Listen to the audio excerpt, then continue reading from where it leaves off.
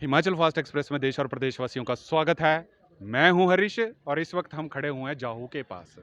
और आप मेरे पीछे देखिए कि ये बस इस वक्त धर्मपुर से रिकांगपिओ जा रही है बाया सरका घाट जाहू कलखर रिवालसर।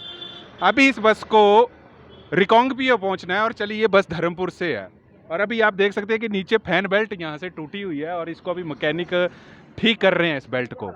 परंतु जिस हिसाब से एचआरटीसी के महान दिक्कतों से गुजरना पड़ रहा है और सरकारें 50% किराया फ्री कर रही हैं, उसके हालात ये हैं कि एचआरटीसी बसों का कहीं ना कहीं रख रखाव जो है वो बिल्कुल नहीं किया जा रहा है। बस धर्मपुर से चलिए रिकांगपिओ जाना है और बस बीच रास्ते में खड़ी होगी है जाहू के पास। और ये फैन बेल्ट टूट के ये खड़ी होगी और आप दिन प्रतिदिन जो है वो देखते हैं कि हिमाचल पथ परिवहन निगम की बसें, कई बसें सरका घाट की होगी या अन्य डिपोओं की बसें कहीं ना कहीं खड़ी हो जाती हैं। अभी ये धर्मपुर डिपो की है। माननीय हमारे कैबिनेट मिनिस्टर जो है, कैबिनेट मिनिस्टर महेंद्र सिंह ठाकुर जी की डिपो की बस यहाँ पे HP 673619 जो कि जाहू के पास खड़ी हो गई हुई है। कारण क्या है?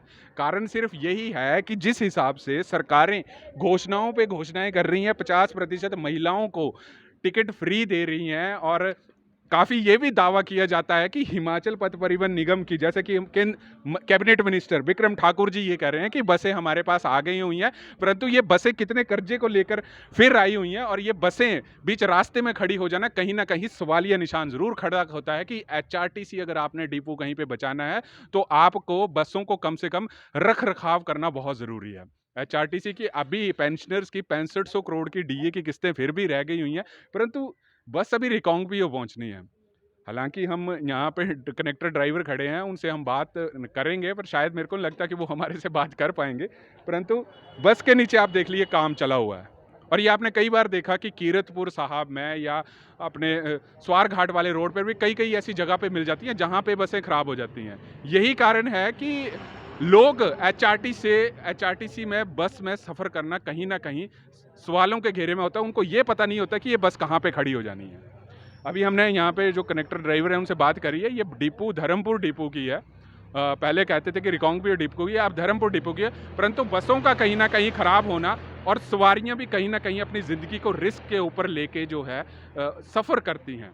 अभी बस रिकांगपिओ जाएगी। अब ये अभी थोड़े दिन नहीं हुआ है कि यहाँ पे रात अभी हुई नहीं है, तो बस का रख रखाव के लिए यहाँ पे लगे हुए हैं जो टेक्नीशियन है, वो बस को फिर भी ठीक कर रहे हैं। हालांकि ये प्राइवेट ही टेक्नीशियन यहाँ पे मेरे को लग रहे हैं, परंतु ये सरकार को चाहिए कि कहीं ना कहीं अपने बसों के रख रखाव के लिए थोड़ा ध्यान दे और बसों को सुचारू रूप से चलाया जाए और बसों को बिल्कुल ठीक से चलाए। ये यहीं की हालात नहीं है, ये आपको पूरे प्रदेश के भिन्न भिन्न भागों में आपको ये चीज़ मिलने को आ जाएगी कि आप कई सोशल मीडिया पे फोटोज देखते हैं कि बसें रास्ते में खराब हो गई हैं, एक्सेल टूट गए, बेल्टें टूट गई। तो ये सरकार को पहले ये चाहिए कि आप एचआरटीसी, हालांकि कर्जे में ही डूबा हुआ है डिपो है, तो इसको कम से कम उबारे।